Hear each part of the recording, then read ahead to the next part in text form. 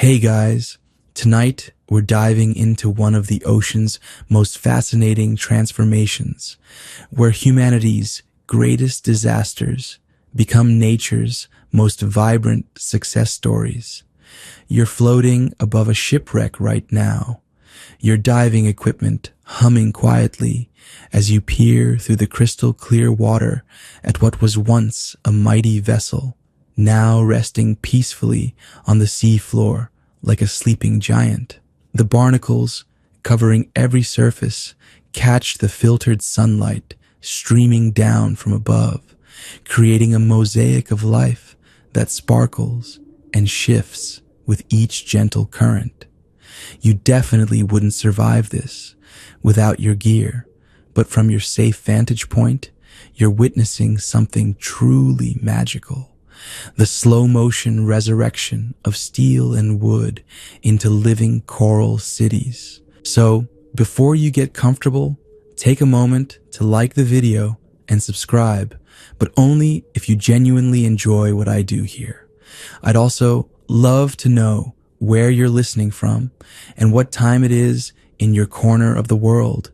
So drop that in the comments below. Now, dim the lights, maybe turn on a fan for that soft background hum, and let's ease into tonight's journey together. You descend further toward this underwater graveyard, and immediately you notice something remarkable.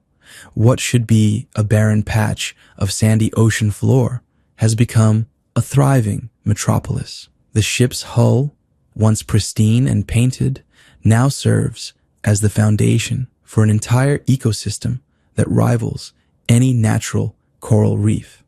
You drift closer to examine the transformation, watching as schools of bright yellow tangs weave between the ship's rigging like traffic through city streets.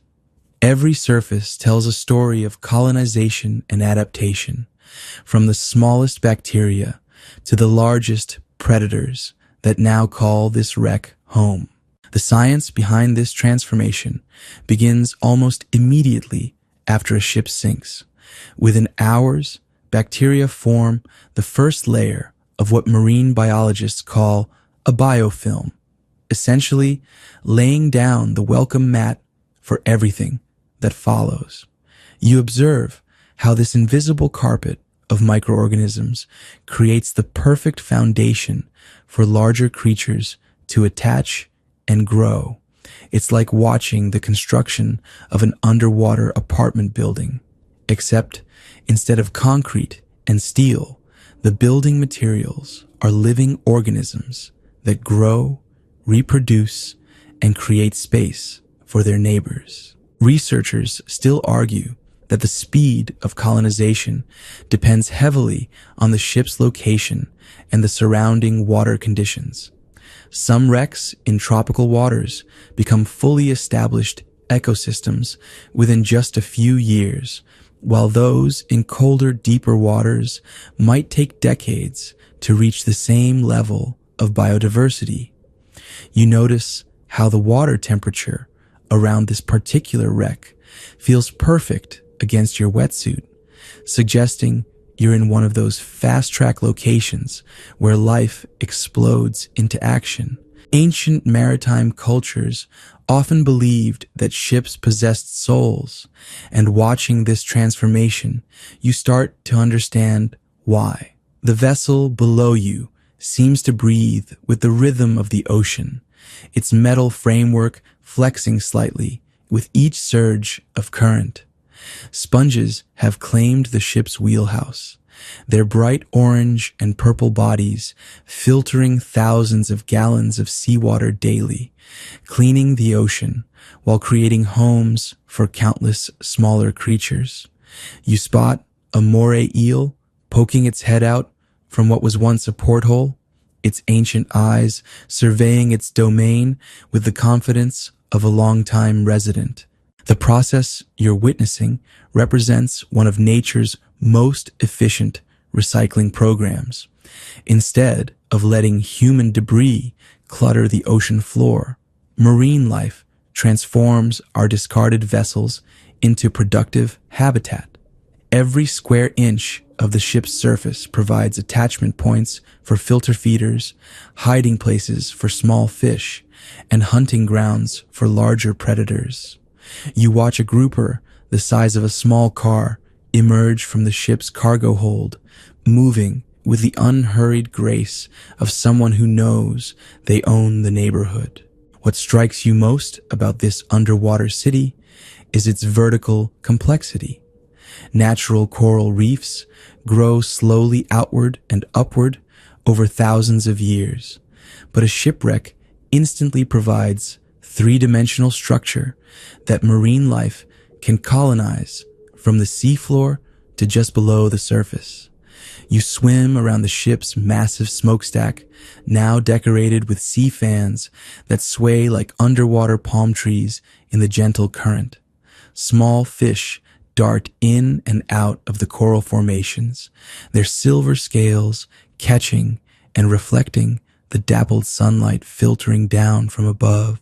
The ship's original purpose becomes irrelevant in this new chapter of its existence. Whether it was a cargo vessel, warship, or passenger liner, the ocean treats all wrecks with equal opportunity for transformation. You run your gloved hand along what remains of the ship's nameplate, now almost completely obscured by layers of marine growth, and realize you're touching a piece of history that has become part of nature's future. The metal beneath your fingers feels solid and permanent, yet you know it's slowly dissolving, feeding the very organisms that now call it home. You drift away from the nameplate and begin to circle the wreck, observing how different sections of the ship have attracted different communities of marine life. The process you're witnessing didn't happen overnight, and as you move through the water with the easy rhythm of an experienced diver, you start to piece together the timeline of this underwater colonization. Within the first 24 hours after this ship settled on the seafloor, microscopic pioneers were already hard at work, laying the groundwork for the thriving ecosystem surrounding you now. The earliest arrivals were the bacteria, invisible to your naked eye, but absolutely crucial to everything that followed. These tiny organisms formed biofilms across every surface of the wreck, creating a slippery coating that you can still feel when you run your hand along the ship's rails.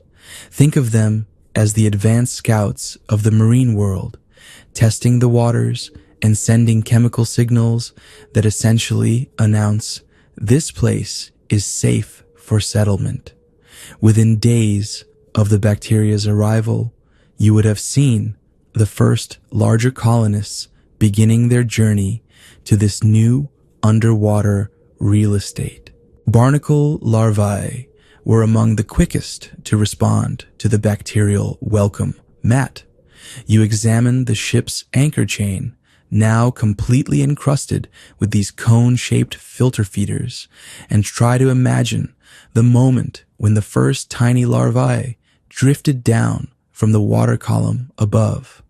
They would have tested the surface with specialized antennae, confirming that conditions were right before cementing themselves permanently to the metal. Once attached, they began their lifelong commitment to this spot, filtering plankton from the passing currents and slowly building the calcium carbonate shells that now cover nearly every horizontal surface of the wreck. Researchers still argue that water temperature plays the biggest role in determining how quickly these early colonists arrive, but current patterns and nutrient availability clearly matter just as much. You notice how the parts of the ship facing into the prevailing current are more heavily colonized than the sheltered areas, evidence that the constant flow of food-rich water accelerates the settlement process.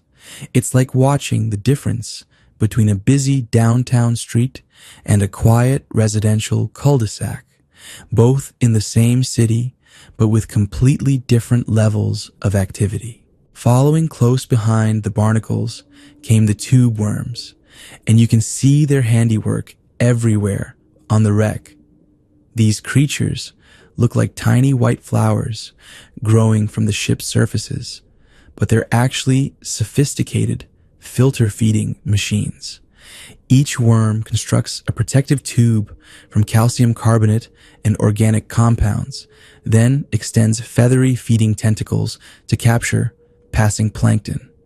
You watch them respond to your presence, quickly retracting their delicate feeding apparatus at the first sign of disturbance, then slowly emerging again once you've moved to a respectful distance. The ship's superstructure provided perfect attachment sites for these early colonists because metal offers a hard, stable surface that won't shift or decay like organic materials. You run your hand along a section of the ship's bridge, feeling the rough texture created by thousands of tiny organisms that have made this their permanent home. The irony isn't lost on you that humans spent enormous resources building and maintaining this ship to keep marine life out. Yet now it serves as a foundation for one of the most diverse underwater communities you've ever seen. Within the first month after sinking, remember how those initial bacterial films began attracting the next wave of colonists. Algae spores carried by currents from distant reefs found perfect growing conditions on the sunlit upper portions of the wreck. You swim toward the ship's mast, which extends nearly to the surface, and observe how it's completely covered in a carpet of green and brown algae that sways gently in the current. This underwater grass provides food for herbivorous fish and creates the base of a complex food web that now supports hundreds of species. The most fascinating aspect of this early colonization process is how quickly it accelerates once it gets started. Marine biologists call it the snowball effect, where each new species that arrives makes the environment more attractive to the next wave of colonists.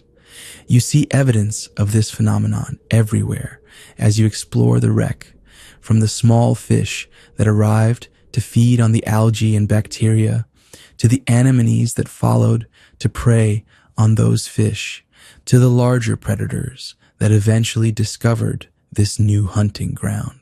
Ancient sailors often spoke of ships that seemed to attract sea life even while they were still floating, and modern research suggests there might have been some truth to these observations. Ships create artificial currents and eddies that concentrate plankton, making them attractive feeding areas for marine life long before they become artificial reefs. You wonder if this particular vessel had dolphins or seabirds following it during its final voyage, unknowingly escorting it to what would become its transformation into an underwater oasis. The timeline you're observing represents one of nature's most efficient urban planning projects, where in just a few short years, a sterile piece of human technology became a thriving marine metropolis that supports more life per square meter than the surrounding natural seafloor. You hover near the ship's engine room, watching how the massive steel plates that once contained powerful diesel engines now serve as the foundation for an intricate community of filter feeders. The rust you see coating every surface isn't just decay.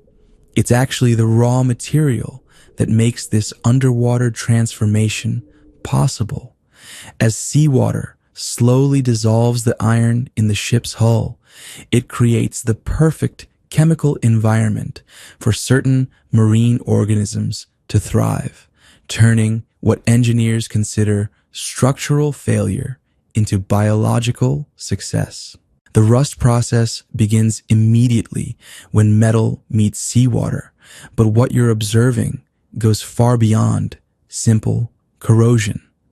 Iron oxides leaching from the ship's hull actually fertilize the surrounding water, creating nutrient-rich conditions that support greater concentrations of plankton and bacteria. You notice how the water around the wreck seems slightly cloudier than the crystal clear blue water in the distance, evidence of the microscopic life forms that have flourished in this iron-enriched environment. It's like the ship is slowly dissolving itself to feed the very organisms that have colonized its surfaces. Marine chemists have discovered that different types of metal create different colonization patterns, and you can see this principle in action as you explore the wreck. The ship's brass fittings, still gleaming dully through their coating of marine growth, support different species than the rusted steel plates surrounding them. Copper in the brass actually has antimicrobial properties that initially resist colonization, but over time, even these surfaces succumb to nature's persistence. You examine a brass porthole where someone has clearly been scrubbing away the marine growth, revealing the bright metal underneath. But you know it's a losing battle against the ocean's relentless chemistry. The ship's aluminum components tell yet another story of metal-marine interaction. You swim toward the vessel's radar equipment, noting how the aluminum surfaces have developed a different type of corrosion that creates an almost white, chalky appearance. This aluminum oxide coating actually protects the underlying metal from further corrosion while providing an excellent surface for certain types of algae to colonize. The result is a rainbow of different colored marine growth across the ship's various metal components, each type of alloy supporting its own specialized community of organisms. Researchers still argue that the rate of metal corrosion in shipwrecks depends more on water temperature and salinity than on the specific type of metal involved. But your observations suggest the relationship is far more complex. You notice how areas of the ship that receive more current flow show different patterns of both corrosion and colonization compared to the sheltered areas. The constant movement of oxygenated seawater accelerates the rusting process while simultaneously bringing fresh nutrients to the filter feeders that have made these corroded surfaces their home. What strikes you most about this rust-based ecosystem is how it challenges everything you thought you knew about marine habitat requirements. Traditional coral reefs require limestone foundations built up over thousands of years, but this artificial reef has achieved similar biodiversity using nothing but corroding metal as its base. You run your hand along a section of the ship's deck where the original steel plates have rusted so extensively that they feel more like rough sandstone than metal. The surface is perfect for the attachment of hard corals, which you can see beginning to establish small colonies in the most protected areas. The chemistry of rust creation actually provides ideal conditions for calcifying organisms like corals, barnacles, and mollusks. As iron oxidizes, it creates slightly alkaline conditions that make it easier for these creatures to extract calcium carbonate from seawater and build their protective shells and skeletons. You observe how the heaviest coral growth occurs on the most heavily rusted sections of the wreck, evidence that decay and growth are intimately connected in this underwater environment. Remember Those first bacterial films that colonized the ship within hours of its sinking, they've now evolved into complex biofilms that actually protect the underlying metal from further corrosion in some areas. You notice sections of the ship's hull where the marine growth is so thick that it forms a living barrier between the metal and the corrosive seawater. It's a fascinating example of how marine life doesn't just benefit from artificial reefs. It actually helps preserve them for future generations of colonists. The transformation you're witnessing represents billions of years of evolutionary adaptation, compressed into just a few decades. Marine organisms that originally evolved to colonize rocky shorelines and natural hard surfaces have quickly learned to exploit the opportunities provided by human-made materials. You swim through what was once the ship's mess hall, now transformed into an underwater garden where sea fans and soft corals have turned the corroded walls into living tapestries that sway hypnotically in the gentle current. You ascend toward the ship's superstructure and suddenly find yourself swimming through an underwater forest that would make any terrestrial botanist envious.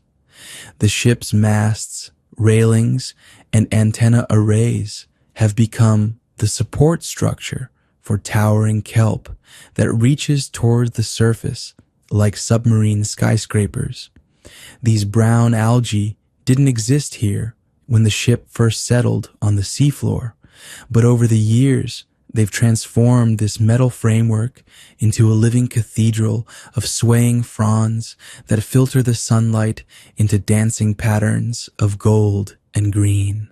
The kelp forest surrounding you represents the next major phase in the wreck's ecological evolution, building upon those early bacterial films and rust-loving filter feeders you observed earlier.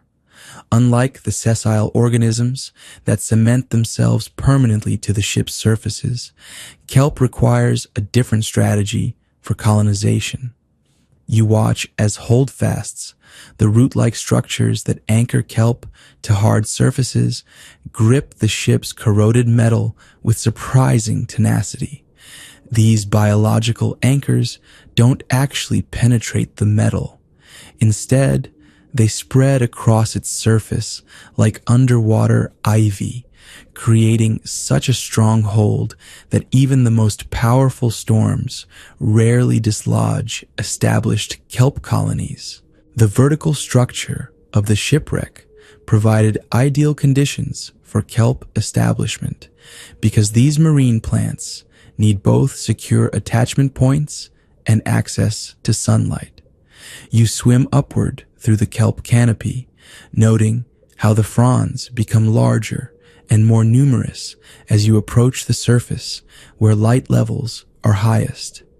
The ship's radar mast, once used to navigate the surface world, now serves as a highway for kelp growth that extends nearly to the waves above. It's like nature has repurposed the vessel's communication equipment to facilitate photosynthesis instead of radio transmission. Researchers still argue that kelp forests on artificial reefs grow faster than those on natural rocky substrates, but the evidence surrounding you suggests there might be truth to this theory. The ship's metal framework provides more three-dimensional growing space than a typical rocky reef, allowing kelp plants to spread both horizontally and vertically without competing for attachment sites. You observe how individual kelp plants have claimed specific sections of the ship's structure, their holdfasts carefully positioned to avoid crowding their neighbors while maximizing access to sunlight and nutrients. The transformation of this wreck into a kelp forest has created habitat complexity that rivals any natural marine ecosystem. You swim through the underwater canopy, watching as schools of fish use the kelp fronds as both shelter and hunting grounds. Rockfish hover motionlessly among the swaying algae, their mottled coloration making them nearly invisible against the dappled light filtering through the kelp canopy. It's like swimming through an underwater rainforest where every layer of vegetation supports different communities of marine life. Ancient maritime legends often described enchanted ships that became one with the sea, and watching this kelp-covered wreck, you understand how such stories might have originated. The vessel below you has become so integrated with marine plant life that it's sometimes difficult to distinguish where the ship ends and the forest begins. Kelp fronds have grown through broken windows and around damaged railings, creating a seamless blend of human engineering and natural growth that looks like something from a fairy tale. The kelp forest ecosystem operates on principles of mutual benefit that would impress any economist.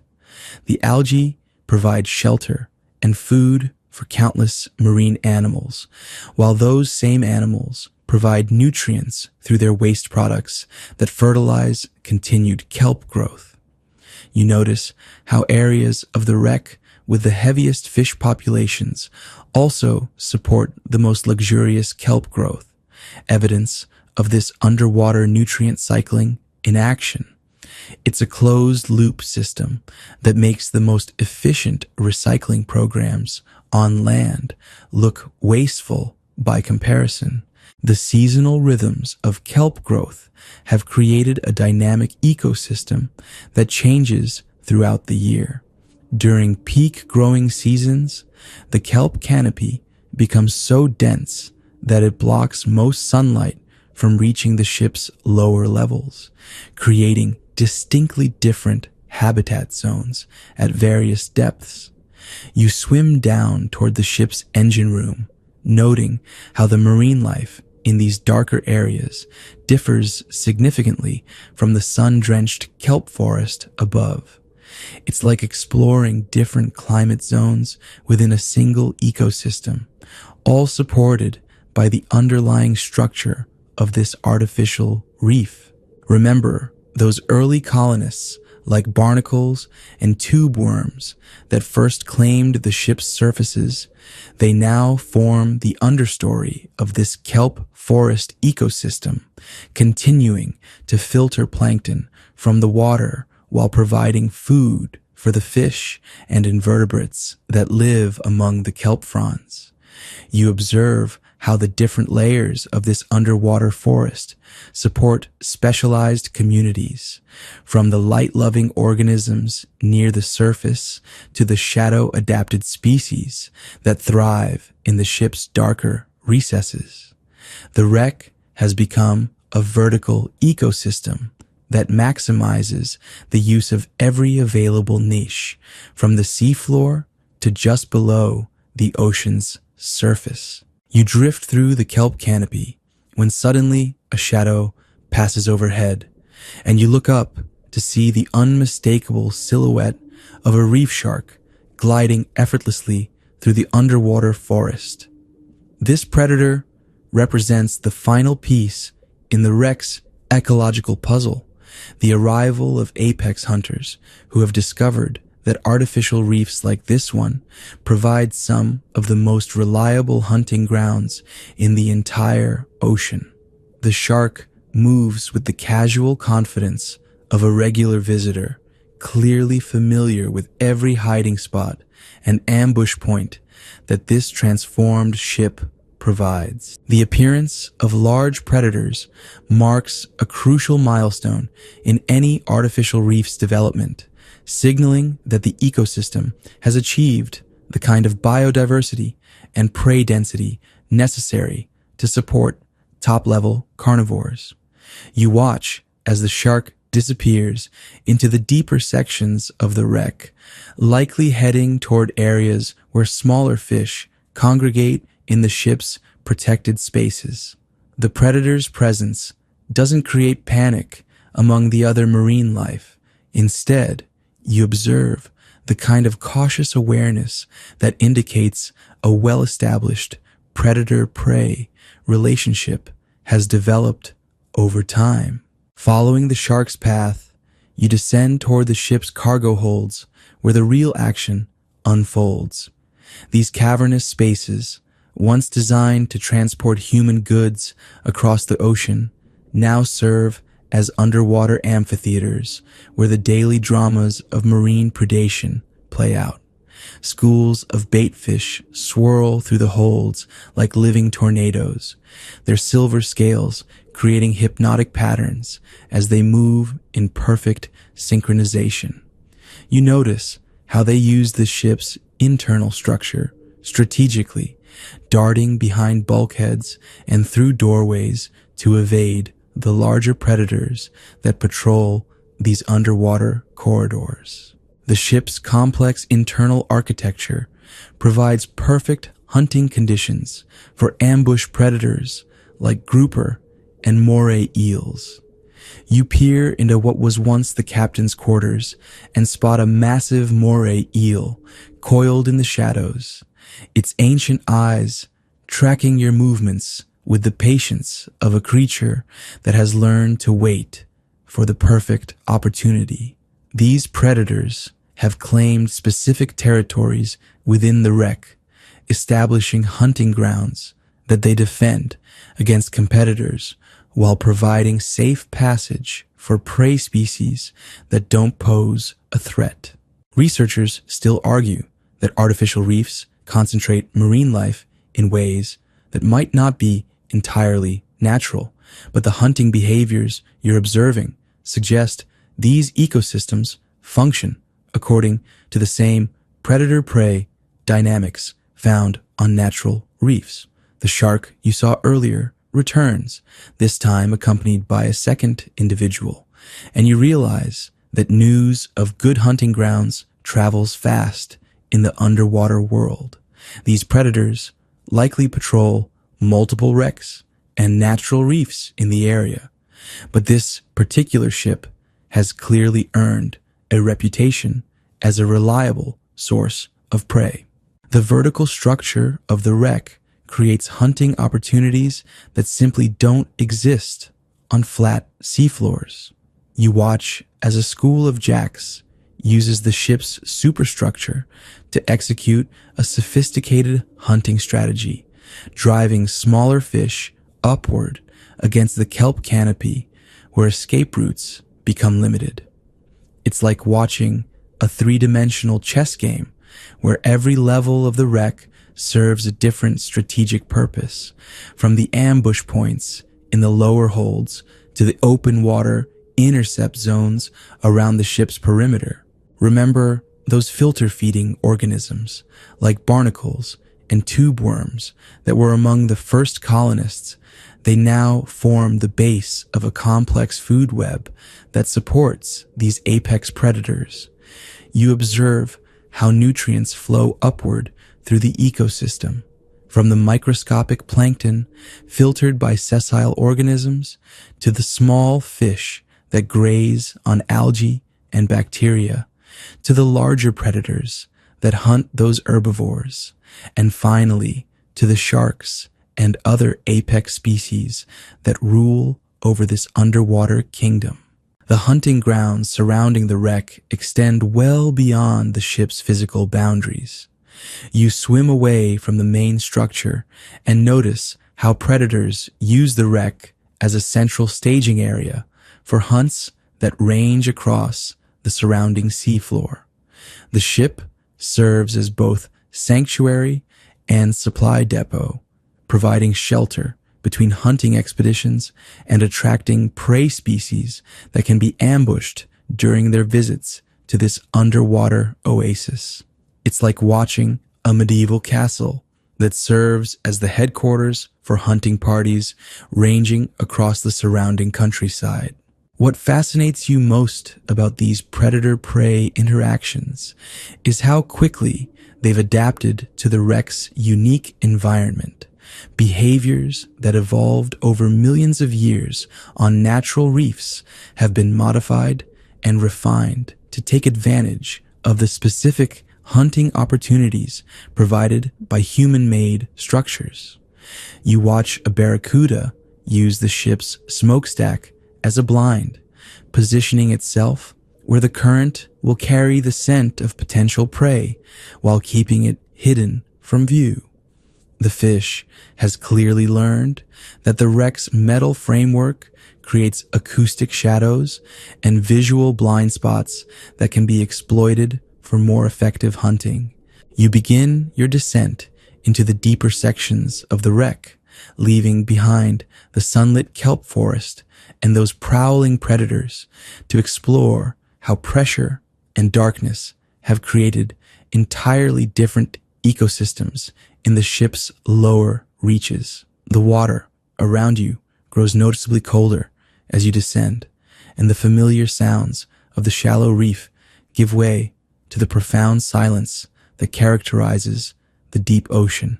Down here, where sunlight never penetrates, the rules of ecological colonization operate according to completely different principles than what you observed in the ship's upper levels.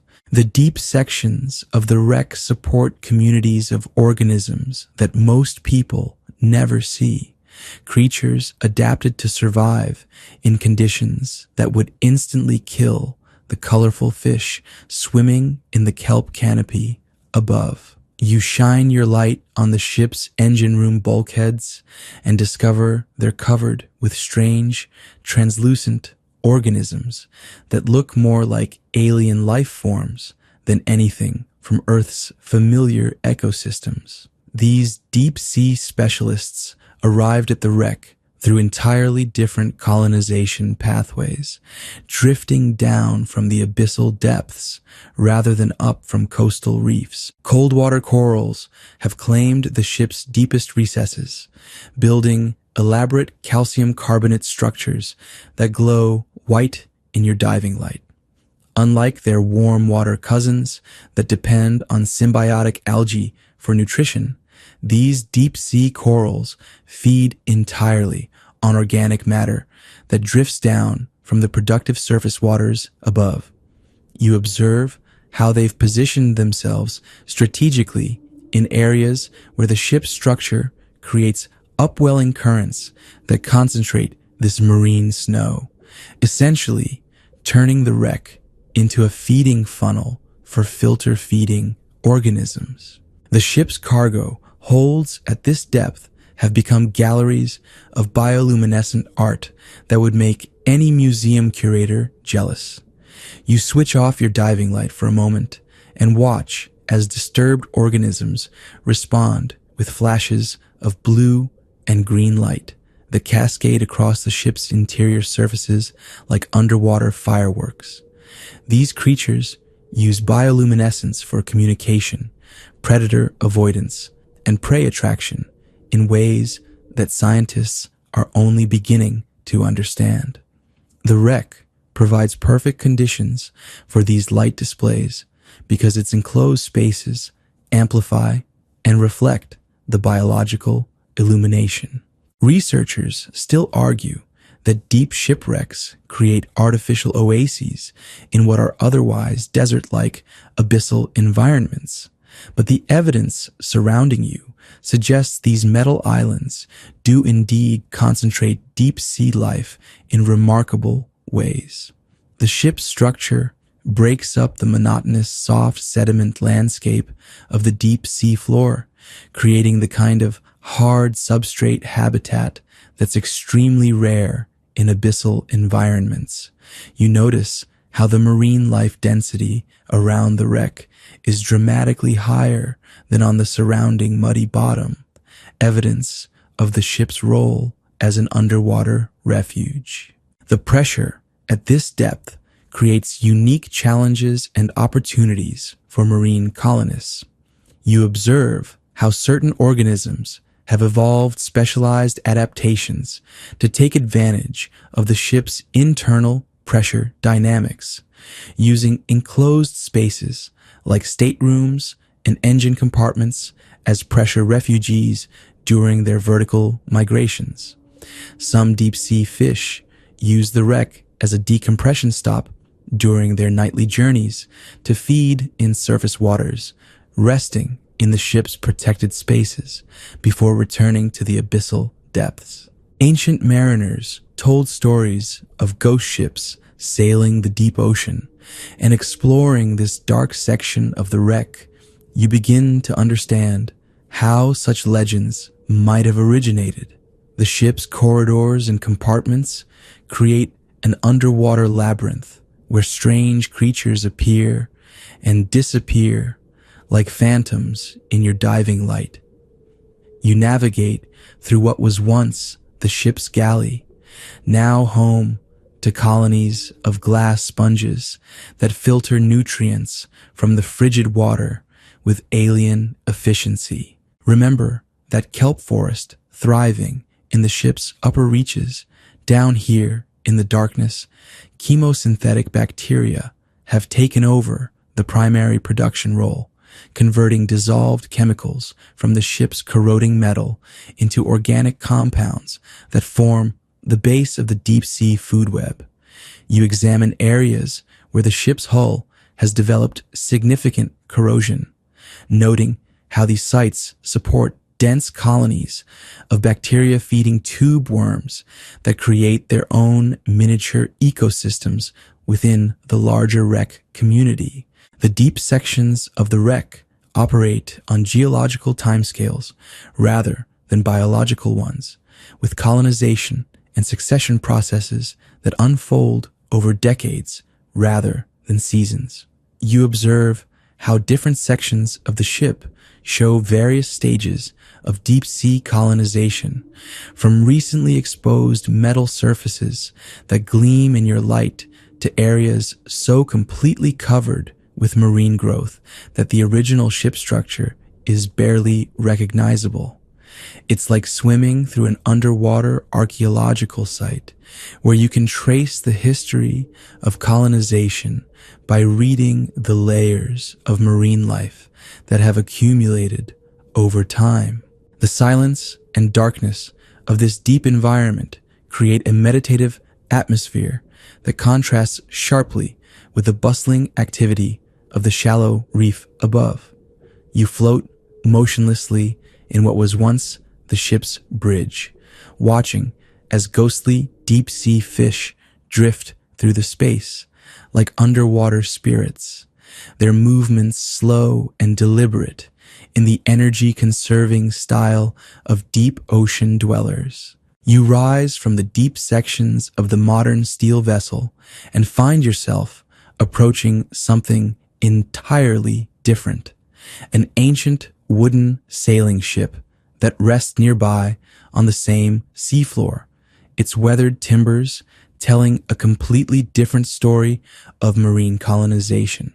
The contrast between these two wrecks illustrates how the age and materials of sunken vessels create dramatically different outcomes in their transformation into artificial reefs. This older ship, perhaps centuries old, represents an entirely different chapter in the ocean's recycling program, one where organic materials and traditional construction methods interact with marine life in ways that modern steel vessels simply cannot replicate.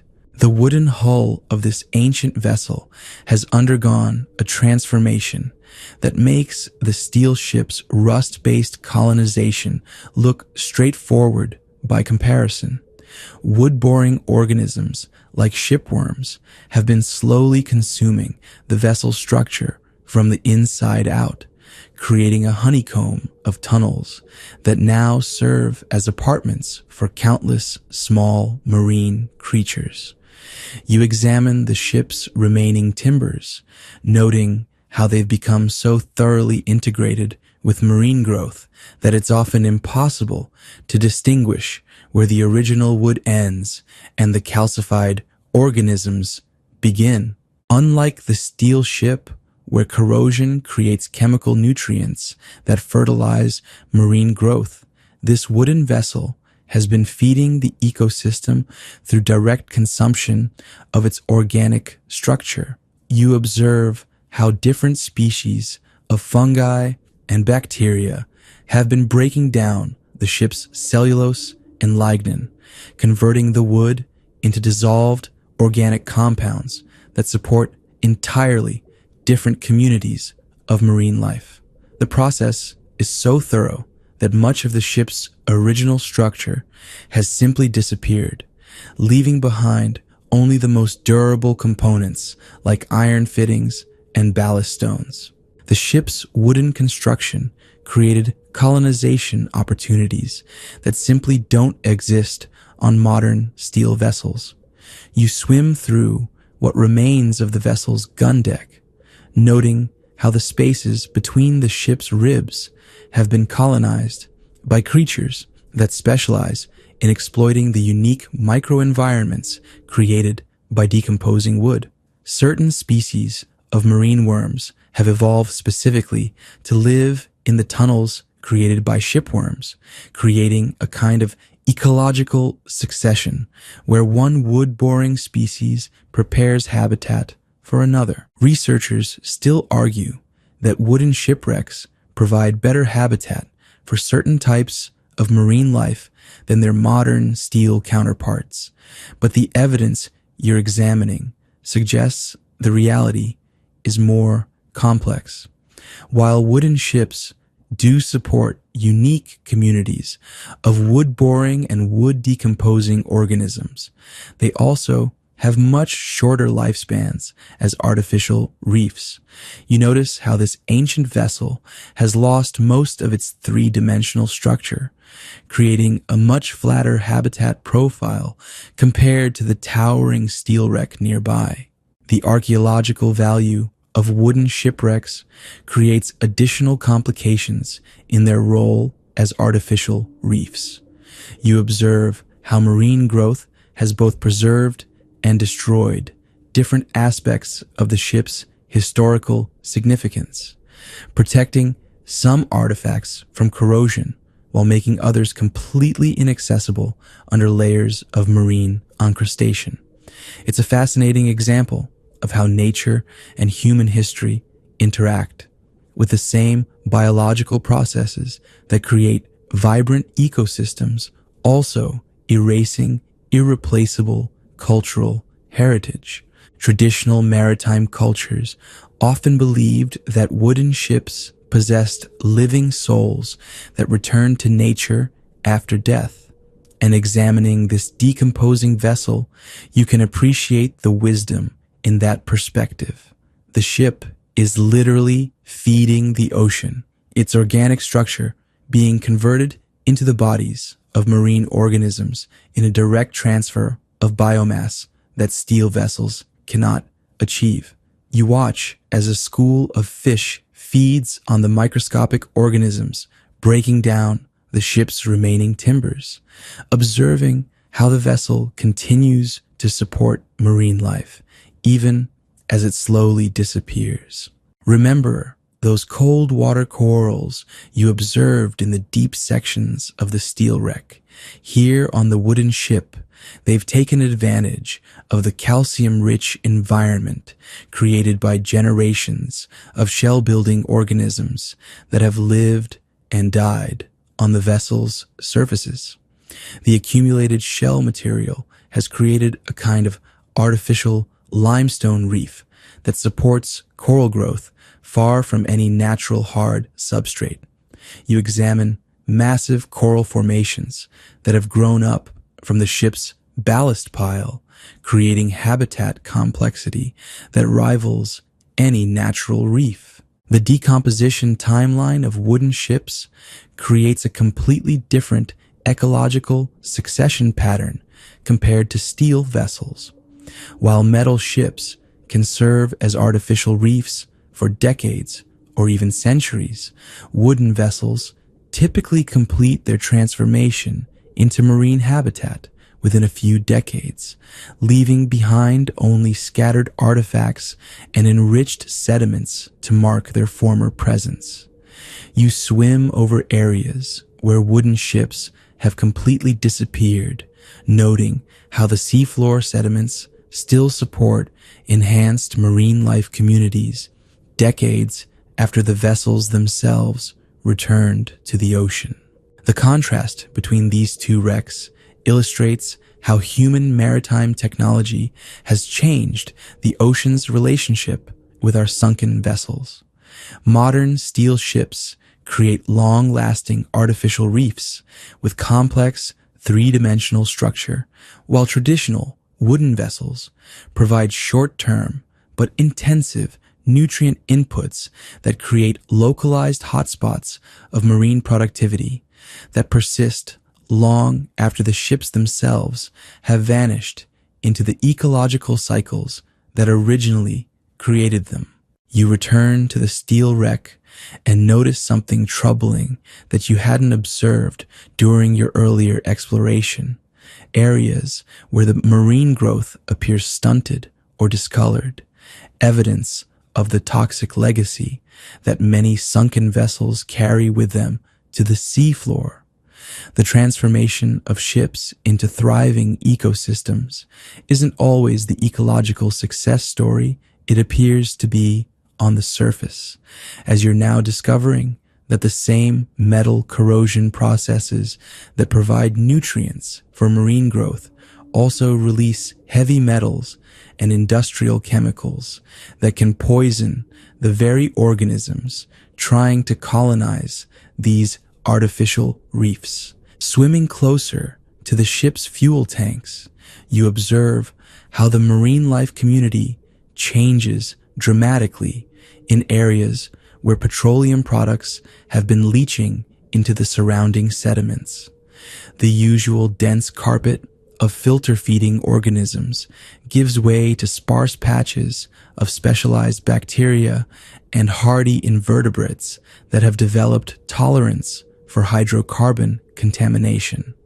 It's like watching how life adapts to industrial pollution in miniature, with certain species learning to not just survive, but actually thrive in chemically challenging environments that would kill most marine organisms.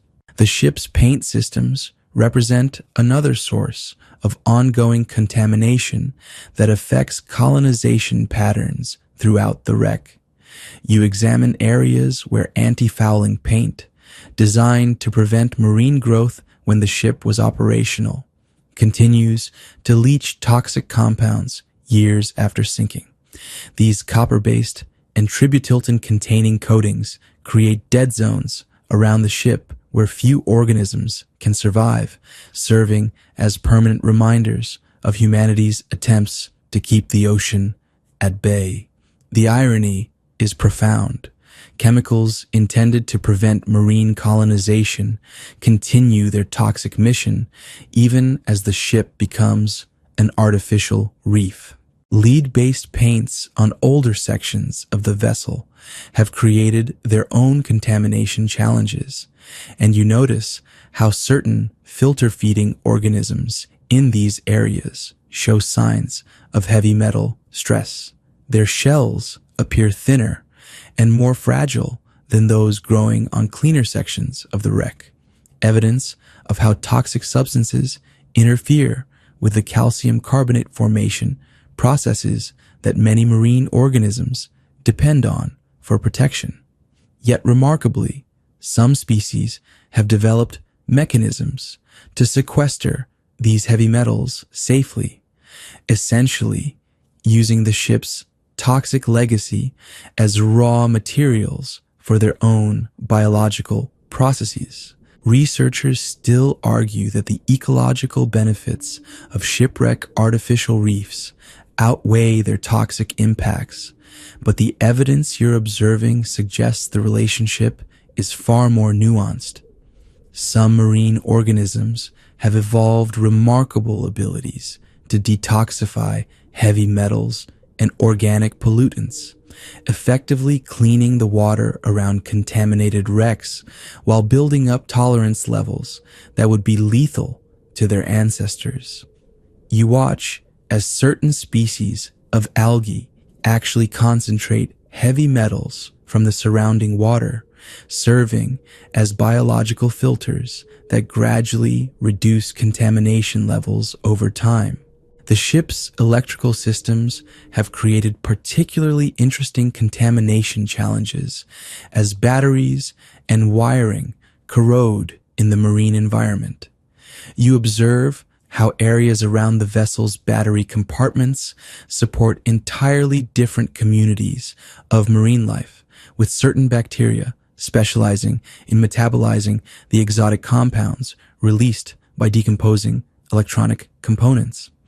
These chemosynthetic organisms represent evolution in action, developing new metabolic pathways to exploit energy sources that didn't exist in the ocean before the industrial age. Remember those bioluminescent displays you witnessed in the ship's deeper sections.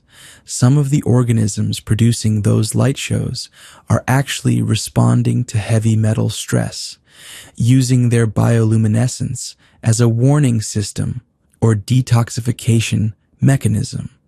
You notice how the patterns and intensity of biological lighting vary in different areas of the wreck, potentially providing a living map of contamination levels that changes as marine organisms slowly process and neutralize the ship's toxic legacy. The adaptation strategies you're observing represent some of the most rapid evolutionary responses ever documented in marine environments. Organisms that normally require thousands of years to develop new traits have managed to colonize heavily contaminated shipwrecks within just a few decades, suggesting that the selective pressure imposed by human-made toxins can accelerate evolutionary processes in unexpected ways.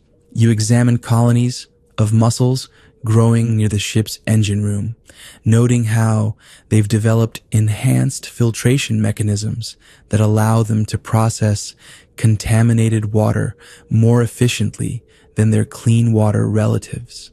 Ancient alchemists believed that poison and medicine were separated only by dosage, and the contaminated sections of this wreck seemed to validate that perspective. The same heavy metals that kill marine life in high concentrations actually serve as essential trace nutrients when present in smaller amounts. You observe how certain areas of the ship that initially experienced die-offs from toxic contamination have eventually been colonized by organisms capable of tolerating and even utilizing these chemical challenges as competitive advantages over less adaptable species. The toxic metal dilemma facing marine ecosystems on artificial reefs illustrates humanity's complex relationship with the ocean, where our attempts to create beneficial habitat are complicated by the unavoidable legacy of industrial contamination. Yet, the resilience and adaptability of marine life continues to surprise researchers, with organisms finding ways to transform our toxic waste into the building blocks of thriving underwater communities. You swim away from the accidentally sunken vessels and approach something entirely different, a massive cargo ship that was deliberately sunk as part of an artificial reef program, its surfaces carefully cleaned of toxic materials before being placed precisely on the seafloor to maximize its ecological benefits. The contrast with the previous wrecks is immediately apparent, as this vessel represents humanity's attempt to learn from past mistakes and create artificial reefs that enhance marine ecosystems without the contamination challenges that plague accidental shipwrecks.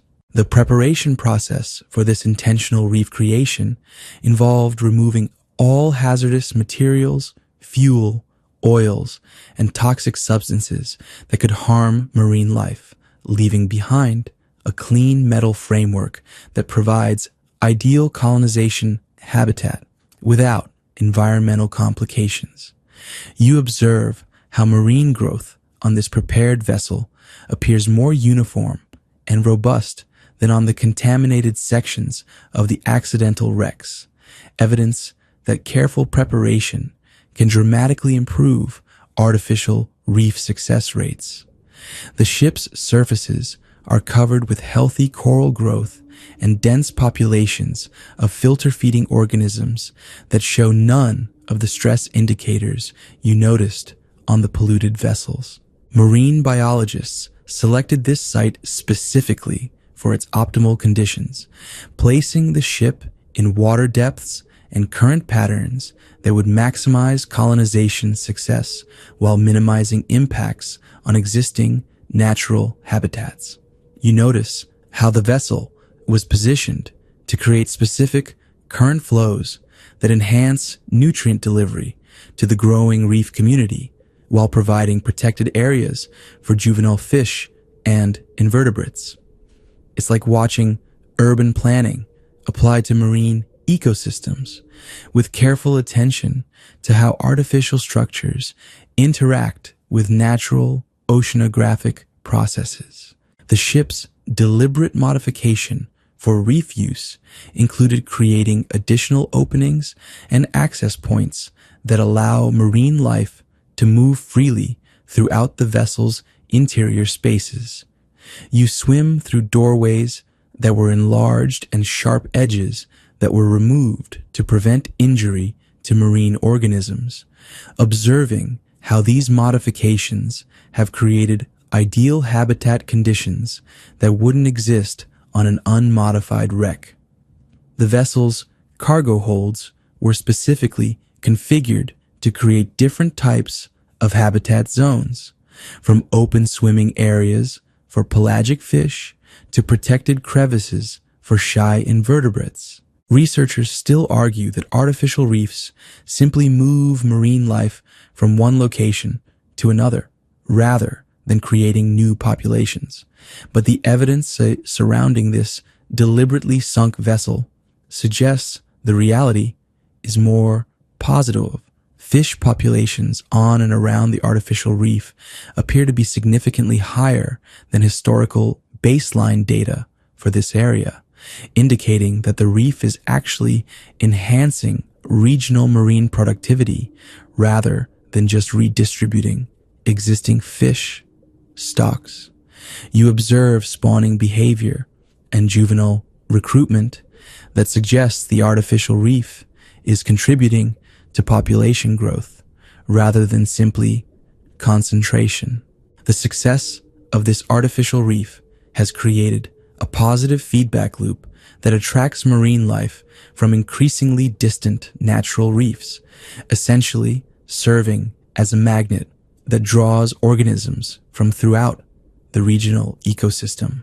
You notice how the diversity of species present on the artificial reef includes both local residents and visitors from distant habitats, evidence that the structure serves multiple ecological functions, including feeding, breeding, and nursery habitat for a wide variety of marine organisms. Remember those predators you observed hunting in the accidental wreck's complex structure.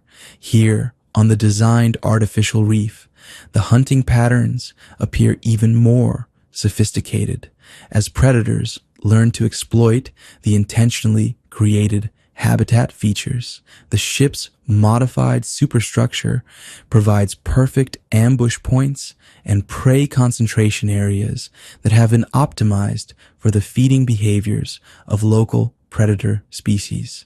You watch as reef sharks patrol the vessel's perimeter with the efficiency of security guards working a well-designed building.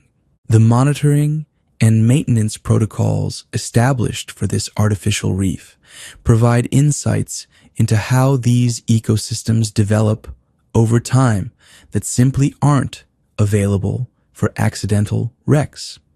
Scientists have been tracking colonization patterns, species diversity, and ecosystem health since the moment the ship was sunk, creating a detailed record of artificial reef succession that informs future reef design and placement decisions. You observe research monitoring equipment that's been integrated into the reef structure, allowing continuous data collection on everything from water quality to fish populations. Community involvement in the artificial reef project has created local stakeholder investment that helps protect and maintain the underwater ecosystem in ways that accidental wrecks rarely experience. Local dive operators, fishing guides, and conservation groups all have economic and environmental incentives to ensure the artificial reef remains healthy and productive. You notice how the reef site shows signs of careful management, from the strategic placement of moorings that prevent anchor damage to the obvious absence of fishing gear and marine debris that often accumulate around unmanaged wrecks. The success of this intentional artificial reef demonstrates how thoughtful planning and proper execution can transform ship disposal from an environmental liability into an ecological asset. The carefully prepared vessel serves as a model for how humanity can work with marine ecosystems rather than against them, creating habitat enhancement projects that benefit both marine life and human communities that depend on healthy ocean environments. You float above all the wrecks you've explored, watching the eternal cycle that governs every artificial reef as these once mighty vessels begin their slow return to the seafloor from which their new lives arose. The transformation you've witnessed isn't a one-way journey from human technology to marine habitat, but rather part of an endless cycle where these underwater cities will eventually crumble and return their materials to the ocean's vast recycling program. Even the most successful artificial reefs are temporary phenomena in geological terms, and you're observing the early stages of a process that connects these modern wrecks to cycles that have operated for millions of years. The steel framework that has supported such vibrant communities for decades shows the first signs of structural fatigue as saltwater corrosion continues its patient work. You observe how sections of the main wreck have begun to sag and collapse, creating new habitat configurations while simultaneously destroying others. The ship's superstructure, once reaching toward the surface like an underwater cathedral, displays metal stress fractures that will eventually cause it to fold in on itself. Yet even this destruction creates opportunities as collapsing structures form rubble fields and crevice habitats that different species can colonize.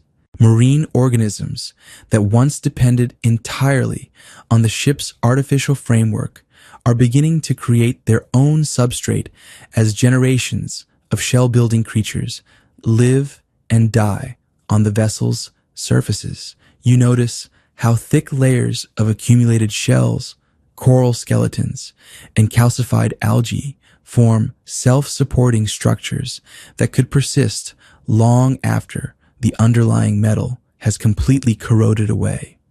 It's like watching a biological construction project where marine life gradually replaces the human-made foundation with its own organic architecture, ensuring the reef's legacy will outlive its artificial origins. Remember that kelp forest that transformed the wreck's upper reaches. These resilient algae represent one of the most adaptable aspects of the ecosystem, as they can re-establish themselves on new substrates even after their original attachment points are destroyed.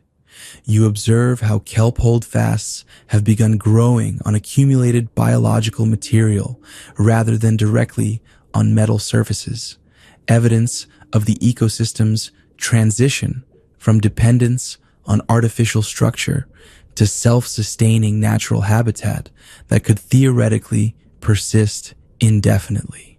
The sediment accumulation patterns around the wrecks provide clues about their eventual geological fate, as the same currents that bring nutrients to support marine growth also deposit fine particles that gradually bury the structures. You examine areas where the ship's lower sections are already partially entombed in accumulated sediment, noting how this burial process preserves some biological structures while making them inaccessible to current marine life.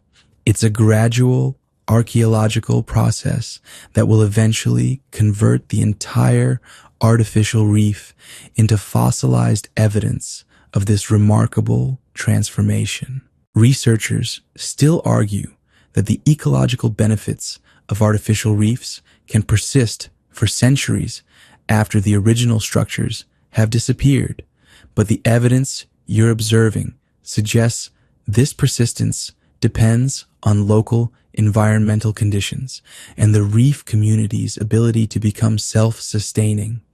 In areas with strong currents and active sediment transport, biological structures built on artificial reefs can be scattered across wide areas of seafloor, potentially seeding new marine communities far from the original wreck sites. The toxic contamination challenges you observed earlier also follow this eternal cycle, as heavy metals bound in biological tissues will eventually be released back into the environment as organisms die and decay, while other contaminants may become permanently sequestered in seafloor sediments. The ocean's capacity to process and neutralize these pollutants operates on timescales that dwarf human planning horizons, demonstrating nature's remarkable ability to heal itself given sufficient time. The transition from artificial reef to geological feature represents the final phase in the transformation of human technology into natural habitat. You observe how the most durable components, like bronze propellers and stainless steel fittings, will likely persist as isolated habitat islands long after the main structures have collapsed and been buried. These remnants may serve as nucleation points for future marine communities, creating an ecological inheritance that passes artificial reef benefits to generations of marine life yet unborn. The cycle you're witnessing connects these modern shipwrecks to processes that have operated throughout Earth's history as natural materials fall to the seafloor, become colonized and transformed, then eventually recycled by marine ecosystems. Whale falls, sunken logs, and other organic debris have always provided temporary habitat islands in the deep ocean, and human shipwrecks represent simply a new category of material input into this ancient recycling system that predates our species by hundreds of millions of years. As you begin your final ascent toward the surface, you carry an appreciation for the ocean's remarkable ability to transform our discarded technology into living habitat, and eventually to reclaim even our most durable creations, folding them back into the eternal cycles that will continue long after the last human ship has joined this underwater graveyard that blooms with life. As you slowly rise through the water column, leaving behind those transformed vessels resting peacefully on the seafloor, the images of underwater cities begin to fade into the gentle blue darkness that surrounds you. The kelp forests sway one final time in your memory, their fronds moving like slow green dreams in the eternal currents that carry life from one generation to the next. You can still feel the cool touch of the deep ocean water against your skin, still hear the distant songs of whales echoing through the ship's corridors, still see the soft glow of bioluminescent creatures painting stories of survival and adaptation across rusted metal surfaces. The wrecks below you continue their patient transformation, each day bringing new colonists, new growth, new relationships between creatures that found sanctuary in humanity's discarded vessels. Somewhere in the ship's depths, a young fish is learning to navigate the corridors that once carried human voices and footsteps, while tiny larvae drift down from the surface waters above, seeking their own place in this underwater metropolis. The ocean breathes around these artificial reefs with the rhythm of tides and seasons, carrying nutrients and messages between distant communities of marine life. Your journey through these sunken worlds reminds you that transformation is constant, that endings become beginnings, that what we consider loss often becomes the foundation for new forms of beauty and life. The ships rest now in perfect peace, no longer fighting the ocean's embrace, but welcoming it, becoming part of something larger and more enduring than their original human purposes. As sleep begins to pull you down into its own gentle depths, let yourself drift like those tiny marine organisms seeking new homes, trusting that tomorrow will bring its own discoveries in the vast, mysterious ocean of dreams. End of script. Sweet dreams.